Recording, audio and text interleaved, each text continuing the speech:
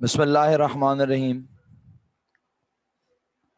रब्बिश्रह ली सदरी व यस्सिर ली अमरी वहलुल उक़दतम मिन लिसानी यफ़क़हू क़ौली या मुक़ल्लिबल क़ुलूबि सब्बित क़ल्बी अला दीनिक। अस्सलामु अलैकुम व रहमतुल्लाहि व बरकातुहू। To all my dear students, वालेकुम अस्सलाम व रहमतुल्लाहि व बरकातुहू।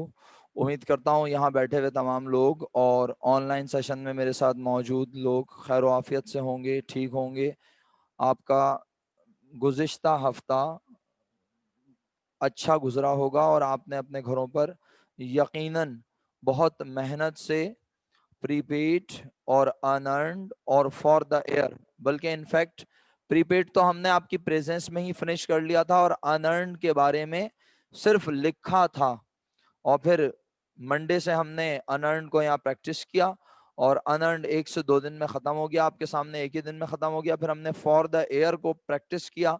फॉर द ईयर के बाद फिर हमने आपको एडजस्टेड ट्रायल बैलेंस बनवाना शुरू कर दिया है। आज की क्लास में एडजस्टेड ट्रायल बैलेंस जो कि आपको बनाने के लिए दिया था वो आपने डेफिनेटली कंटिन्यू करना है और इंशाल्लाह मैं यकीनन कुछ बच्चों को तकलीफ दूंगा कि वो अपने रजिस्टर्स जो है वो मुझे शो करेंगे। मैंने इंडेक्स बनाने को कहा था एडजस्टमेंट्स का, मानूर नहीं कहा था? बना हुआ है आपके पास? क्यों?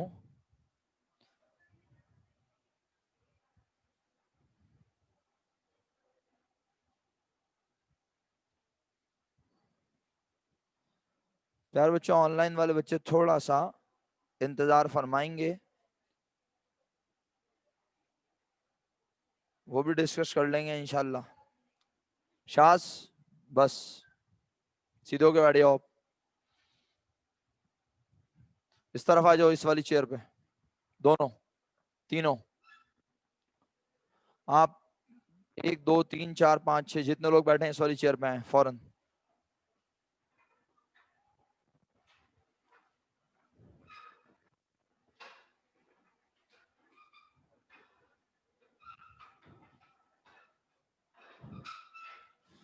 बच्चों मैं भी जरा फिजिकल बच्चों का काम चेक कर रहा हूँ, उम्मीद है कि आप हौसला रखेंगे।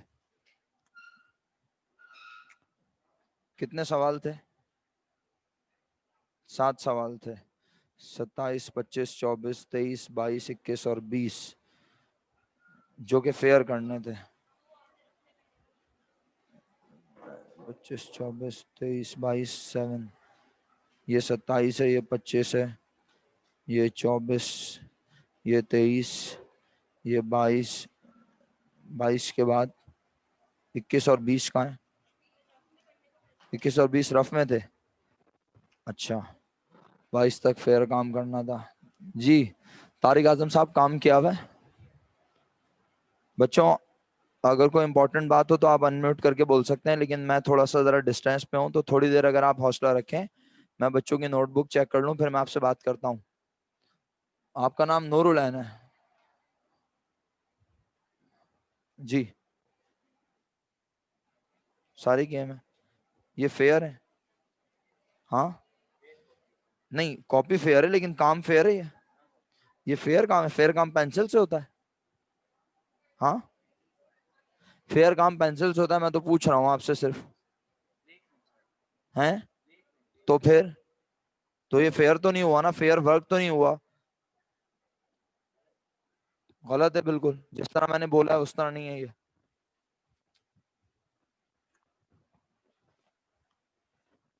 इंडेक्स कहाँ है? हाँ, क्यों? काम कहाँ है? 27, 25, नेक्स्ट नेक्स्ट। इंडेक्स क्यों नहीं बना हुआ? पक्का? प्रॉमिस जी? तो इंडेक्स क्यों नहीं बना हुआ? लगता है आप लोगों को कुछ ज्यादा भूलने की बीमारी नहीं हो रही? आप चाह रही हैं मैं आपकी बीमारी ठीक करूं? शुक्रिया। कोशिश किया करें कि मुझे दवाई ना देनी पड़े, आप लोग खुद ही इलाज कर लिया करें अपना पहले। इंडेक्स।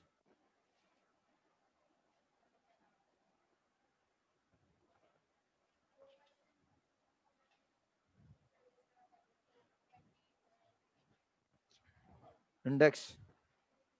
हाँ। क्यों? मतलब मैं वहां चीख चीख के बोल रहा हूँ, आप लोगों हर बच्चा मुझे ये क्यों बोल रहा है कि आप इंडेक्स हमें याद नहीं रहा? बताइए। बात सॉरी की नहीं है बेटा, जब मैं एक चीज आपसे कह रहा हूं तो आप वो कीजिए ना। काम किया हुआ है लेकिन इंडेक्स नहीं बना रहे, पता नहीं कोई इंडेक्स से चिढ़ है क्या खुदा ना खास्ता आप लोगों को? बात माना करें ना, जब जब पूरा काम कर रहे हैं, सब बातें मान रहे हैं, लेकिन यही वाली बात नहीं मान रहे। जी। नहीं, बिल्कुल भी नहीं बनेगा, ये तो मैं सिर्फ प्रैक्टिस के लिए बनवा रहा हूँ। आपके एसएलओ में कहीं भी नहीं लिखा हुआ कि आपको एडजस्टेड ट्रायल बैलेंस पढ़ाया जाए, लेकिन मैं पर्सनली समझता हूँ कि ये पढ़ने से आपकी बहुत अच्छी ग्रिप बनेगी, तो मैं इसको डिस्कस कर रहा हूँ डेलिबरेटली। तुम मुझे चश्मा लगवाओगी दोबारा? बड़ी मुश्किल से तो मेरा चश्मा हटा है जब से मैं फिजिकल पढ़ाने आया हूँ, वरना मैंने ग्लासेस लगाना शुरू कर दिए थे।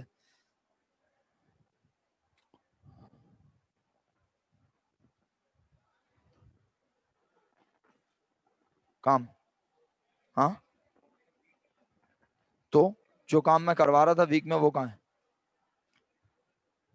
क्यों? हाँ।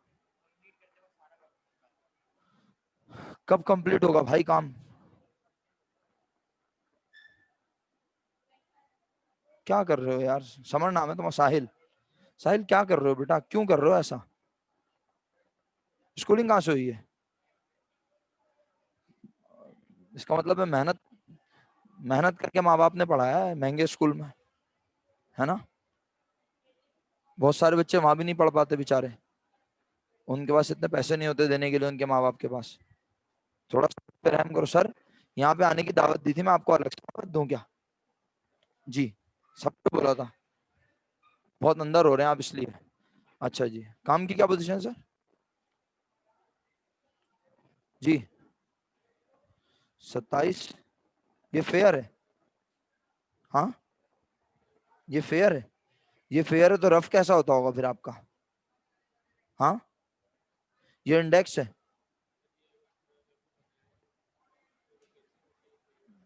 अयान नाम है ना? अयान भाई, क्यों ऐसा कर रहे हैं जुल्म, बताएं। पता है आप ये जुल्म मुझ पे थोड़ी कर रहे हैं, आप अपने पेरेंट्स पे जुल्म कर रहे हैं। वो इतनी मेहनत से आपकी फीस दे रहे हैं और आप हमारी मर्जी के मुताबिक नहीं पढ़ रहे। जी सर। और? अच्छा।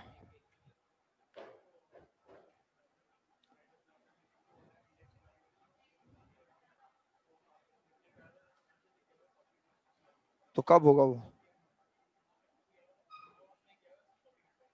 कहाँ है वो काम? तहा नदीम। तहा नदीम ना? सर सीरियस हो जाएं प्लीज। Ji madam. इंडेक्स। काम।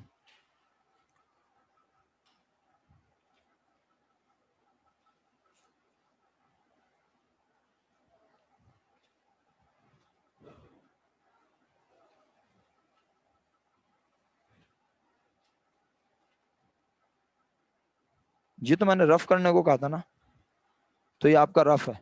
गुड। नहीं बट मैंने ये रफ करने को कहा था। अच्छी बात है, मुझे कोई एतराज नहीं है। जी।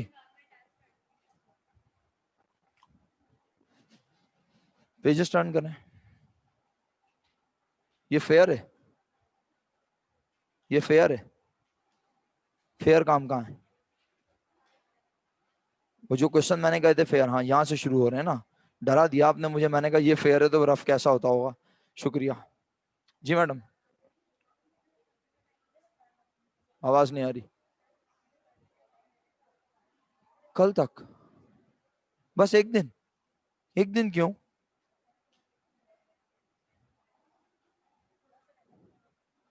तो वो तो खुद करने वाला काम था, एडजस्टमेंट्स वाला।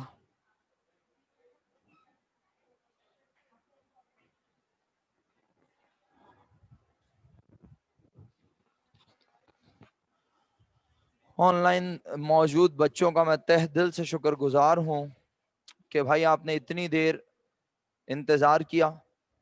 बहुत बहुत शुक्रिया आप सब लोगों का। और बस अब हम पहले इस ट्रायल बैलेंस को कंप्लीट करते हैं, फिर जो आपके क्वेश्चंस हैं उन्हें डिस्कस कर लेंगे। परेशान नहीं हो, डिस्कस हो जाएंगे, कोई टेंशन की बात नहीं है, ठीक है।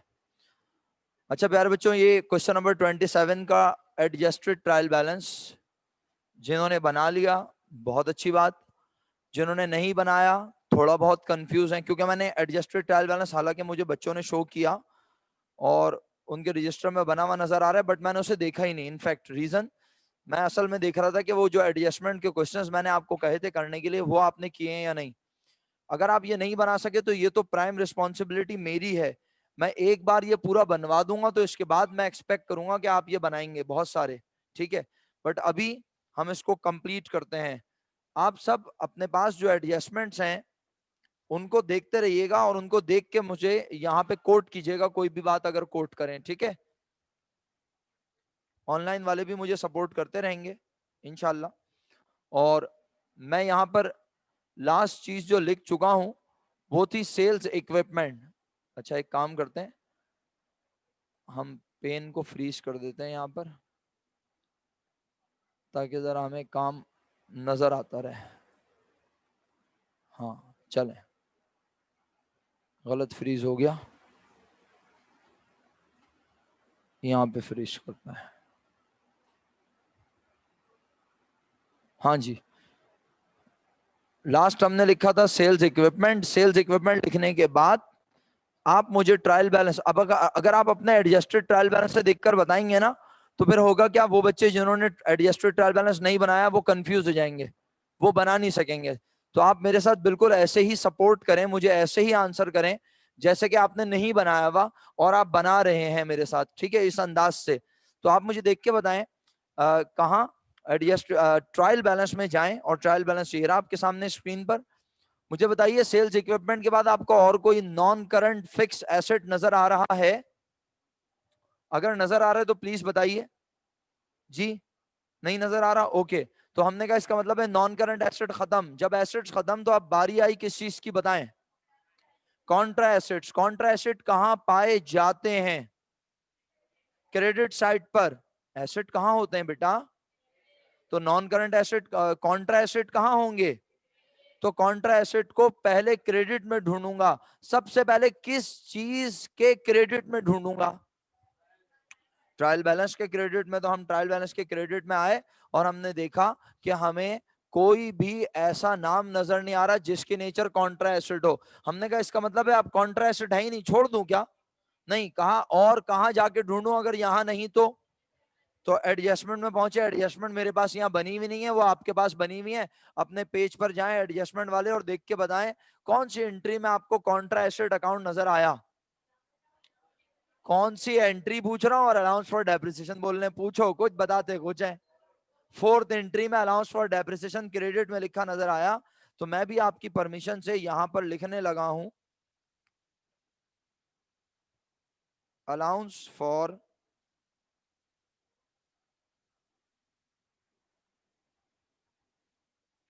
डेप्रिसिएशन। किस चीज का है? सेल्स इक्विपमेंट, शॉर्ट फॉर्म में लिख दिया मैंने। और इसकी अमाउंट कितनी है प्यारे बच्चों? 4000। इसके बाद मुझे और कोई कॉन्ट्रा एसेट नजर नहीं आता। मैंने कहा एसेट्स कंप्लीट हो गया। एसेट्स के बाद बारी आई लाइबिलिटीज। लाइबिलिटीज में जाता हूं ढूंढने ट्रायल बैलेंस में। ट्रायल बैलेंस में लाइबिलिटी क्रेडिट साइड पे पाई जाती है।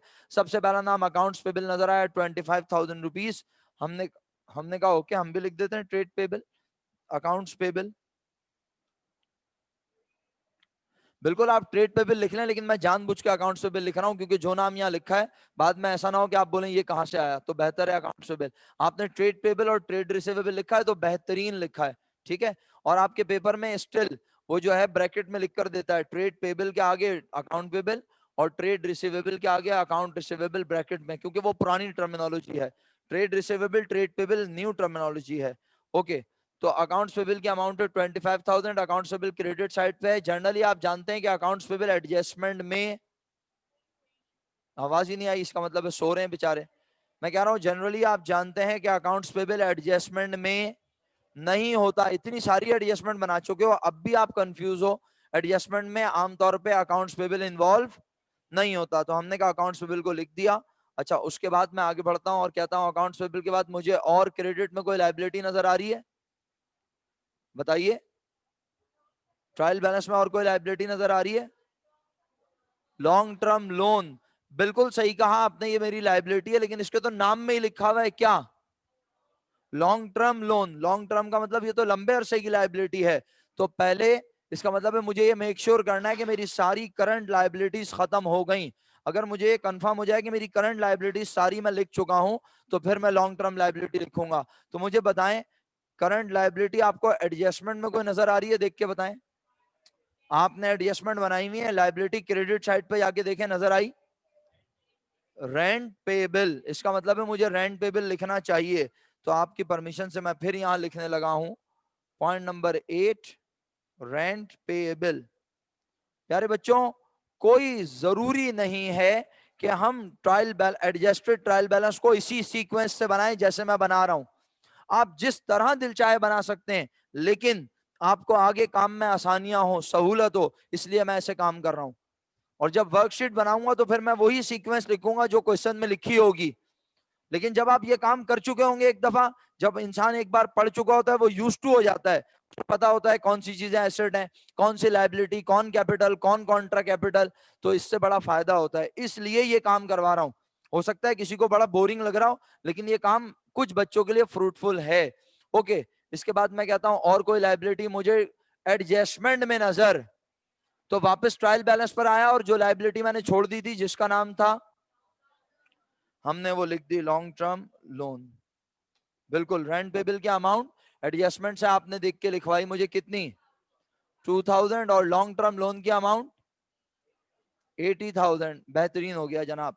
लाइबिलिटीज लिखने के बाद प्यार बच्चों, नॉलेज के लिए याद रखना बुरी बात नहीं होती, कॉन्ट्रा लाइबिलिटी भी होती हैं, लेकिन हम पढ़ते नहीं है। फर्स्ट ईयर सेकंड ईयर के लेवल पर हमें कॉन्ट्रा लाइबिलिटी पढ़ाई ही नहीं जाती, और ना हमें डिस्कस करने की जरूरत है, ठीक है। बट होती है कॉन्ट्रा लाइबिलिटी भी। उसके बाद आज कॉन्ट्रा लाइबिलिटी है ही नहीं और ना होंगी फर्स्ट ईयर सेकंड ईयर में, तो अब बारी आई किस चीज को लिखने की? कैपिटल। जाइए क्वेश्चन में देखिए, कैपिटल क्या आपको गिवन है? शास बेटा दरवाजा बंद कर देना जरा, शाबाश, वरना आपको बाहर नजर आता रहेगा और हो सकता है आप थोड़ी देर में बाहर ही चले जाएं। जी, बंद करना, गुस्सा नहीं करना। हाँ जी, शुक्रिया। बताइए, आपको यहां क्वेश्चन में कैपिटल लिखा हुआ नजर आ रहा है या नहीं आ रहा है? 1,20,000 रुपीज, तो हमने भी 1,20,000 रुपीज छाप दिया। आज कैपिटल का कोई नाम मेंशन नहीं है, अगर होता तो मैं भी लिखता। ओके, उसके बाद कैपिटल के बाद क्या लिखना चाहिए? उसूलन। जी, जब उसूल की बात की जाए तो फिर जो उसूल कहता है वो लिखते हैं, लेकिन अगर वो ना हो तो फिर उसे लेफ्ट कर देते हैं। तो कैपिटल के बाद कॉन्ट्रा कैपिटल आना चाहिए। बट कॉन्ट्रा कैपिटल अगर क्वेश्चन नहीं है तो अपने पास से तो नहीं लिखूंगा ना मेरा बेटा। तो बताओ कॉन्ट्रा कैपिटल क्या चीज होती है? ड्राइंग। आज क्वेश्चन में ड्राइंग कहां होगी? अगर होगी तो डेबिट साइड पर। ट्रायल बैलेंस में गए, डेबिट में ड्राइंग नजर आई? नहीं नजर आ रही? कितनी? और क्या किसी एडजस्टमेंट में ड्राइंग आई थी?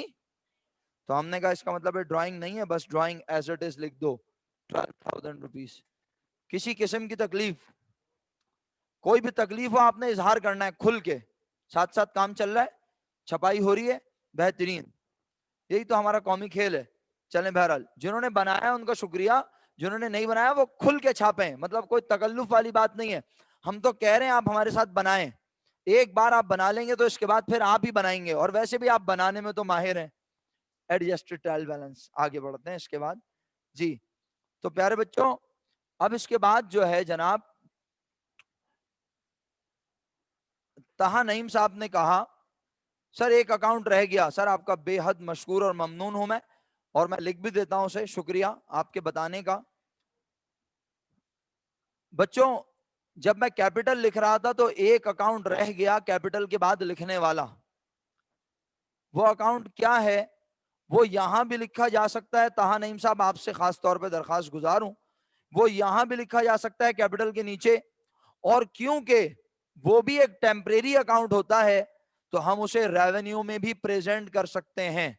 ठीक है, तो इंशाल्लाह उम्मीद है कि अब अगर मैं यहाँ लिख चुका हूं तो मैं चाहता नहीं हूं कि मैं इसे यहाँ पे इंसर्ट करूं। मैं तो यहाँ पे लाइन इंसर्ट कर दूंगा, लेकिन जो बच्चे अपने नोटबुक में छाप चुके हैं वो बेचारे फिर मुझे बहुत अलकाबात से नवाजेंगे, बोलेंगे अबे यार ये क्या मजाक है, एक लाइन बीच में इंसर्ट कर दी इन्होंने। तो भाई मैं आपकी इजाजत लेते हुए, अगर आप मना ना करें, आपको बुरा ना लगे, तो क्योंकि expense and revenue summary account, जरा एडजस्टमेंट में जाके देखिएगा कौन सा account, expense and revenue summary account नजर आया? कहां है adjustment number? Adjustment number 1। Entry क्या है एडजस्टमेंट 1 की? Merchandise inventory debit. एडजस्टमेंट नजर आ रही है? कहां है? क्यों छुपा के पढ़ रहे हैं? खुले आम पढ़े ना ऊपर रख के। हाँ, merchandise inventory debit, expense and revenue summary. तो भाई इसमें आपको याद है ये मर्चेंडाइज इन्वेंट्री एंडिंग की कितनी नेचर कहते थे हम? याद दिलाएं मुझे। 2 नेचर कहते थे। पहली, अल्लाह माफ करे आवाज ही नहीं आ रही है, जब आप एक हफ्ते के बाद वापस आते हैं आपकी बैटरी बिल्कुल सुन हो जाती है, बिल्कुल आप ऐसे ड्राई बैटरी के साथ आते हैं। और अभी फिर मैं मतलब 2-4 जुमले आपकी खिदमत में पेश करूंगा आपकी शान अकदस में, तो फिर आप इंशाल्लाह आहिस्ता आहिस्ता चार्ज होना शुरू होंगे। अबे वैसे भी इंसान नॉर्मल होने की कोशिश करता है। महसूस करो कि तुम भी एक आम इंसान हो। पहले तो ये महसूस करो कि तुम इंसान हो, उसके बाद फिर तुम सोचो कि तुम आम इंसान हो। याद ही नहीं आता, तुम सब भूल जाते हो एक क्लास के बाद। एंडिंग इन्वेंट्री की 2 नेचर लिखवाई थी भाई जब मर्चेंडाइज इन्वेंट्री की एडजस्टमेंट पढ़ाई थी। मर्चेंडाइज इन्वेंट्री की एडजस्टमेंट जहां पहली बार पढ़ी है, जहां से एडजस्टमेंट शुरू हुई है, उस पेज पे जाओ, पूरी पूरी आंखें फाड़ लो, नहीं फट रही है आंखों को यूं करके खोल लो, कुछ तो कर लो ऐसा कि नजर आ जाए जरा। शाह साहब जरा मर्चेंडाइज इन्वेंट्री एंडिंग किताब में कहां ढूंढ रहे हो? रजिस्टर में काम हुआ हुआ है? बताओ मुझे मर्चेंडाइज इन्वेंट्री की कितनी नेचर लिखी हुई है तुम्हारे पास? क्या क्या लिखी हुई है? एंडिंग और ओपनिंग। अल्लाह माफ करे भाई। सही जा रहे हो बेटे तुम, सही जा रहे हो। अब तुम सवाल पूछना मुझसे, मैं जवाब दूंगा तुम्हें। नहीं नहीं, तुम तफरी कर लो, एंडिंग और ओपनिंग ये नेचर होती है ना। हाँ, शाह एक अलग बंदा है और सलीम एक अलग बंदा है, ऐसे बोलूंगा मैं फिर अच्छा लगेगा? तुम हमारी अकाउंटिंग के साथ खेल रहे हो हैं? तुम खेल लोगे और हम नहीं खेलेंगे? तुम्हें क्या लगता है? कौन है फिर? अब बताओ दोबारा। हाँ, इसीलिए बेटा तमीज से बोलना है अकाउंटिंग के साथ। एसेट और इनकम, हम कहते थे एंडिंग इन्वेंट्री की एक नेचर है एसेट और दूसरी है इनकम। और इसलिए इनकम कहते थे क्योंकि ड्यूरिंग द ईयर खरीदते हुए हम उसे ट्रीट कर चुके थे अपना एक्सपेंस। हमने जब ड्यूरिंग द ईयर मर्चेंडाइज को खरीदा था, जरा मर्चेंडाइज को खरीदने की एंट्री तो सुनाए सुनाए आप लोग। बहुत मुश्किल एंट्री पूछी है मैंने, आपकी जिंदगी की मुश्किल तरीन एंट्री है। मर्चेंडाइज जब खरीदते हैं, चाहे कैश पे खरीदें चाहे उधार पे, क्या एंट्री बनती है? शुक्र है, वरना एक जगह तो कैश डेबिट की आवाज भी सुनी मैंने। परचेजेस डेबिट, परचेजेस के अब्बू का नाम, परचेजेस के अब्बू का नाम एक्सपेंस, खरीदने से खर्चे में हुआ। तो जब साल के दौरान मर्चेंडाइज खरीदते हैं उसे खर्चा कह देते हैं। याद करो कितनी बार मैं पहली एडजस्टमेंट पढ़ाता रहूंगा आपको। इसका मतलब है एंडिंग इन्वेंट्री को हम बेसिकली जानबूझकर अपनी इनकम ट्रीट करते हैं क्योंकि हम उसे कह चुके होते हैं अपना एक्सपेंस। तो अब एक्सपेंस एंड रेवेन्यू समरी को बस एक ही स्टूडेंट थे जिन्होंने कहा था, तो इसीलिए मैं उनसे ही पूछ लेता हूं कि सर अगर मैं एक्सपेंस एंड रेवेन्यू समरी को इनकम के साथ लिख दूं तो आपको तो कोई एतराज नहीं है? अगर नहीं है तो फिर मैं वहां लिख दूंगा, वरना बेशक आप यहां लिख लें। और वो हमारी इनकम इसलिए है, ठीक है, वो इसलिए हमारी इनकम है क्योंकि हम उसे एक्सपेंस ट्रीट कर चुके हैं। और याद रखिएगा सारी इनकम बेसिकली कैपिटल को बढ़ाती है। ये एक मर्तबा का जिक्र है, या आप बहुत छोटे छोटे थे दिमागी तौर पे, अभी भी कोई ज्यादा बड़े नहीं हुए, लेकिन बहुत ही छोटे थे उस वक्त, और मैंने आपको पढ़ाई थी एक्सटेंडेड अकाउंटिंग इक्वेशन, जिसमें अक्सर आप क्लासेस में होते भी नहीं थे। तो हो सकता है खुदा ना खास्ता कोई रिकॉर्डेड लेक्चर देख लिया हो आपने, और उसमें एक्सटेंडेड अकाउंटिंग इक्वेशन जब मैंने पढ़ाई तो मैंने कहा asset is equal to liability plus capital, और बोला plus plus revenue, plus revenue का मतलब यह था कि रेवेन्यू कैपिटल के बिहेवियर के जैसे हैं और एक्सपेंस कैपिटल के बिहेवियर के अगेंस्ट हैं। एक्सपेंस कैपिटल को कम करता है और रेवेन्यू कैपिटल को बढ़ाता है। कैसे? रेवेन्यू ज्यादा होने से होती है आमदनी, प्रॉफिट। प्रॉफिट होता है तो मालिक का हिस्सा बिजनेस में बढ़ जाता है और कहीं कहीं चुप भी रहता है, फिर बाद में बढ़ता है। सही है। और नहीं तो हाँ भाई, रिटेन अर्निंग ना लाओ, वो कंपनी में होता है मेरा बेटा। सही है, वो कंपनी में होता है। अभी हम कंपनी नहीं पढ़ रहे, सोल प्रोप्राइटरशिप बिजनेस की बात हो रही है।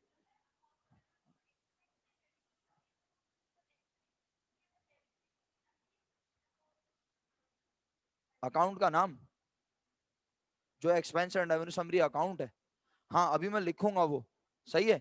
लेकिन असल में ना उस अकाउंट को मैंने अपने फॉर्मेट में भी, बेसिक अकाउंटिंग के और बहुत सारी बुक्स में भी अगर आप देखें तो उसे ना वो कैपिटल के साथ यहाँ प्रेजेंट करता है। और उसकी लॉजिक ये है प्रेजेंट करने की, क्योंकि उस अकाउंट में पड़ा हुआ है बिजनेस का प्रॉफिट या, और वो प्रॉफिट या लॉस बिल आखिर है तो किसका? ओनर का। तो उसे कैपिटल के साथ प्रेजेंट करने में कोई मुमानियत नहीं है। तो मैंने जिस बच्चे ने मुझे कहा था कि सर उसको यहाँ प्रेजेंट करें, मैंने उससे डिस्कस कर लिया, वो भी समझ गया और पूरी क्लास भी मेरी बात समझ गई। बातों बातों में मैंने क्या समझाने की कोशिश की कि अगर मैं कैपिटल के बाद यहाँ एक्सपेंशन रेवेन्यू समरी लिख दूं तो कोई एतराज वाली बात नहीं है, और बहुत सारी किताबों में ऐसे होता है। लेकिन मजे की बात है किताबों में कम, प्रैक्टिकल लाइफ में ज्यादा होता है। बुक्स में तो ये होता है कि इस अकाउंट में जो भी प्रॉफिट या लॉस आता है वो फौरन मालिकान को मिल जाता है। भाई देखो एक बात समझने की है ना, बिजनेस करने से जो प्रॉफिट होगा, मालिक उस प्रॉफिट को बिजनेस में ही पड़े रहने देगा क्या? बिजनेस किया ही क्यों था? प्रॉफिट कमाने के लिए। तो जब प्रॉफिट होगा तो उस प्रॉफिट को एंजॉय करेगा, वो प्रॉफिट को ले लेगा, उससे उसके कैपिटल में हो जाएगा इजाफा। वो प्रॉफिट अपने घर ना भी लेके जाए, वो प्रॉफिट को क्या है, मैं बिजनेस में ही लगाना चाहता हूं, अगर वो बिजनेस में भी लगा देगा तो वो प्रॉफिट उसके कैपिटल को क्या कर देगा? इंक्रीज कर देगा। अगर किसी शख्स को बिजनेस करने से 10 लाख रुपीस से, तारिक आजम साहब ने बिजनेस शुरू किया और इनको 1 साल कारोबार चलाने के बाद 2 लाख रुपए प्रॉफिट हुआ, 2 लाख प्रॉफिट में से 1 लाख रुपए इन्होंने खा पी लिए, पार्टी वार्टी कर ली इन्होंने, और 1 लाख रुपए इन्होंने बिजनेस में ही रहने दिए, तो अब ये बिजनेस के कितने के मालिक हो गए? नहीं हुए। छोड़ो, वापस दो मेरे 10 लाख रुपए। कितने के मालिक हो गए? अब 11 लाख रुपीस के मालिक बन गए। 10 लाख के मालिक तो थे बिजनेस शुरू करते वक्त। 2 लाख रुपए प्रॉफिट कमाया, 2 लाख प्रॉफिट में से 1 लाख प्रॉफिट की पार्टी हो गई, वो भी अकेले अकेले की, और बाकी 1 लाख रुपए बिजनेस में ही रहने दिया। तो अब आपका कैपिटल 10 लाख थोड़ी क्या लाएगा, अब आप 11 लाख रुपीस के मालिक हैं। आप प्रॉफिट अगर बिजनेस में रहने दें तो वो कैपिटल बढ़ाता है। इसका मतलब, और वो प्रॉफिट किस अकाउंट में होता है? Expense and revenue summary account के अंदर। एक्सपेंस एंड रेवेन्यू समरी एक ऐसा अकाउंट जिसमें तमाम एक्सपेंस रेवेन्यू जमा है, और जब वो जमा है तो वो दोनों मिलके नहीं रह सकते। सर क्यों मिलके क्यों नहीं रह सकते? दोनों का बिहेवियर अलग है, एक्सपेंस रेवेन्यू के अगेंस्ट है, अपोजिट है, तो दोनों आपस में मैच होते हैं, और या तो प्रॉफिट होता है या लॉस होता है। तो इसलिए एक्सपेंस एंड रेवेन्यू समरी के ऊपर इतना लंबा मैंने आपको लेक्चर दिया। आइए बात को आगे बढ़ाता हूं। इसके बाद अब मैं कहता हूं, मैं कैपिटल भी लिख चुका, कॉन्ट्रा कैपिटल भी लिख चुका, अब बारी आई मेरे मुताबिक, आपने रेवेन्यू लिखा है, आपको मुबारक हो, हम पहले एक्सपेंस लिख लेते हैं। अगर किसी ने इसके बाद रेवेन्यूज लिखे हैं तो मुझे बिल्कुल एतराज नहीं है, और रेवेन्यूज के बाद कॉन्ट्रा रेवेन्यू, फिर एक्सपेंस, और फिर कॉन्ट्रा एक्सपेंस। लेकिन क्योंकि मैंने बीमारी का नाम रखा हुआ है अल्सर, तो हम उसको फॉलो कर रहे हैं, तो हम कह रहे हैं पहले एक्सपेंस लिखें। आइए एक्सपेंस देखते हैं चल के जल्दी से। प्यारे बच्चों अटेंडेंस मार्क कर दें, ऑनलाइन के तमाम स्टूडेंट्स, ऑनलाइन के तमाम स्टूडेंट्स अपनी अटेंडेंस मार्क करें। और बाकी प्यारे बच्चे क्या करें कि मुझे बताएं इधर से देखकर। बताइए सबसे पहला एक्सपेंस ढूंढ कर रहे हैं, एक्सपेंस ढूंढ कर रहे हैं डेबिट, तो पहला एक्सपेंस किस नाम से नजर आया? सबसे पहला एक्सपेंस किस नाम से नजर आया? फिर पूछ रहा हूं, सबसे पहला एक्सपेंस किस नाम से नजर आया? Merchandise inventory opening. कोई एतराज? और अगर है तो कोई बात नहीं, खत्म कर दो एतराज, अब किसी काम का एतराज नहीं है। याद करो, जब मैं एसेट्स लिख रहा था यहां पर, याद करो इस ट्रायल बैलेंस में, तो मैंने आपसे पूछा था कि मर्चेंडाइज इन्वेंट्री ये कौन सी लिखी थी? एंडिंग, क्योंकि एंडिंग की बार बार बोल रहा हूं, कितनी नेचर है? दो, एक एसेट और दूसरी इनकम। तो अभी इनकम के तौर पे उसे लिखना है, और ओपनिंग की सिर्फ एक नेचर है बस। और क्या नेचर है? तो जब मैं एक्सपेंस लिख रहा हूं तो अब मुझे उसे लिख देना चाहिए। इसका मतलब है मैं इसे यहाँ छाप लेता हूं पाकिस्तानी तरीका, और एंडिंग को ओपनिंग बनाने में टाइम नहीं लगेगा। ये लीजिए, मर्चेंडाइज इन्वेंट्री ओपनिंग एक्सपेंस है, डेबिट में होती है कितने रुपए बताओ? 30,000। इसके बाद अब नेक्स्ट एक्सपेंस बताओ क्या नजर आया? नेक्स्ट एक्सपेंस नजर आया परचेजेस। परचेजेस हमारा एक्सपेंस 1,30,000 है, और हमें इसके अलावा एडजस्टमेंट में कोई एक्सपेंस नजर परचेजेस से रिलेटेड, यानी परचेजेस डेबिट क्रेडिट नजर नहीं आ रहा, तो 1,30,000 इस अमाउंट को भी प्लेस कर दिया। उसके बाद बताइए बच्चों, परचेजेस के बाद ट्रांसपोर्टेशन इन, ये भी हमारा एक्सपेंस है, बिल्कुल सही। आइए इसको भी लिख देते हैं जल्दी से, आप भी साथ साथ लिखते रहिएगा। ट्रांसपोर्टेशन इन 5,000। इसके बाद प्यारे बच्चों, ट्रांसपोर्टेशन के बाद सेल्स डिस्काउंट। सेल डिस्काउंट के बारे में क्या ख्याल है? कॉन्ट्रा रेवेन्यू, एक्सीलेंट, शुक्र अल्हम्दुलिल्लाह। सेल्स इक्विपमेंट एसेट लिख चुके हैं, ड्राइंग कॉन्ट्रा कैपिटल लिख चुके हैं, रेंट एक्सपेंस 25,000 रुपीज। छाप दें क्या? नहीं छापें? क्यों? रेंट एक्सपेंस 25,000 नहीं छापूं? आपने बोला नहीं छापें, तो फिर बताओ क्यों नहीं छापूं? क्योंकि एडजस्टमेंट नंबर 2 में रेंट एक्सपेंस कौन सी साइड पर है? कितने रुपए? आप सब ये चीज चेक कर चुके हैं, एडजस्टमेंट पे जरूर चेक करें। एडजस्टमेंट के साथ लिंक करना है ट्रायल बैलेंस को। आगे इनकम स्टेटमेंट बनाएंगे, बैलेंस शीट बनाएंगे, वर्कशीट बनाएंगे, क्लोजिंग एंट्रीज, सारी चीजों में एडजस्टमेंट लिंक होंगी ट्रायल बैलेंस से, याद रखना। मैंने आपसे कहा ना, आपके एसएलओ में कहीं नहीं लिखा हुआ एडजस्टेड ट्रायल बैलेंस पढ़ाओ। मैं फजूल में पढ़ा रहा हूं सिर्फ इसलिए ताकि आपकी कमांड बन जाए कि ये प्लस माइनस होकर अमाउंट कैसे आ रही है। तो 25,000 ऑलरेडी डेबिट में है, एडजस्टमेंट में जाओ, वहां पे भी डेबिट में नजर आया कितना? 2,000, तो ऑटोमेटिकली ये बन गया 27,000। एतराज? उसके बाद और कोई एक्सपेंस ट्रायल बैलेंस में नजर नहीं आ रहा, अब कहां ढूंढूं? एडजस्टमेंट नंबर 1 डेबिट में बताओ क्या लिखा है? एडजस्टमेंट नंबर 1 डेबिट में बताओ क्या लिखा है? भाई ट्रायल एडजस्टमेंट वाले पेज को सामने रखो ना, वहां पे कोई स्केल रखो, बार बार टर्न करना पड़ता है। आप लोग तो सुकून से बैठे हैं चिल होके, किसी को पता ही नहीं है, ना कोई चिल ना कोई चुल, कुछ भी नहीं हो रहा। कम से कम पेज टर्न करके आदमी देख लेता है, टीचर को बता देता है क्या चीज पूछ रहे हैं। पहली एडजस्टमेंट के डेबिट में क्या लिखा है? दूसरी एडजस्टमेंट के डेबिट में क्या लिखा है? उसके बाद इंश्योरेंस एक्सपेंस हमने लिखा है?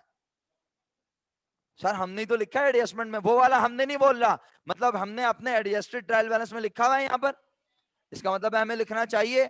शुक्रिया, आप भी लिख लें अगर आपने नहीं लिखा। Insurance expense. भाई अगर कोई स्पेलिंग गलत हो जाया करे तो आप मुझे आम माफी दे दिया करें, क्योंकि मैं देख नहीं पाता हूं, यहाँ पर बहुत मुश्किल होती है देखने में। 12,000 रुपए, ओके। इसके बाद लास्ट एडजस्टमेंट के डेबिट में बताएं क्या लिखा हुआ है? डेप्रिसिएशन एक्सपेंस, ये भी हमारा एक्सपेंस है। आप लोगों को बगैर रजिस्टर के नजर आ रही है एडजस्टमेंट? दोनों को नजर आ रही है? बेहतरीन, वेरी गुड, एक्सीलेंट। तो हमने यहाँ पे लिखा adjustment number 17, sorry item number 17, और ये डेप्रिसिएशन एक्सपेंस आ गया 4,000 रुपीज। प्यारे बच्चों, अरमान काफी देर में अटेंडेंस मार्क नहीं की, सो गए थे क्या? हैं अरमान भाई? नींद वींद आ रही है लग रहा है अरमान भाई को। अच्छा, एक्सपेंसेस कंप्लीट, बारी आई अब किसकी? Contra expense. कहां ढूंढूं कॉन्ट्रा एक्सपेंस को? कहां ढूंढूं? क्रेडिट क्यों ढूंढूं, तुम बताओगे? बताओ। क्योंकि वो एक्सपेंस है। वेरी गुड, जबरदस्त। बिल्कुल गलत जवाब है, सोच समझ के जवाब दो। मजाक नहीं कर रहा मैं आपसे, बिल्कुल सीरियस पूछ रहा हूं। बच्चे कह रहे हैं कॉन्ट्रा एक्सपेंस को क्रेडिट में ढूंढे, मैंने कहा क्यों ढूंढूं क्रेडिट में? आप इसका जवाब दो, शाबाश।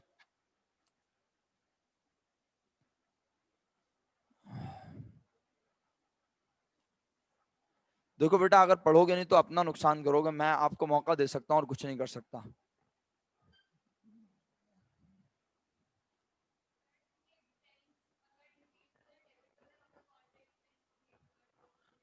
क्योंकि हम बहुत बिल्कुल सही बताया, एक्यूरेट बताया, बस आप ही की बात को अपने अंदाज में बोल रहा हूं। एक्सपेंस जनरली डेबिट में होते हैं, तो कॉन्ट्रा एक्सपेंस क्रेडिट में होते हैं, तो क्रेडिट में जाके ढूंढा।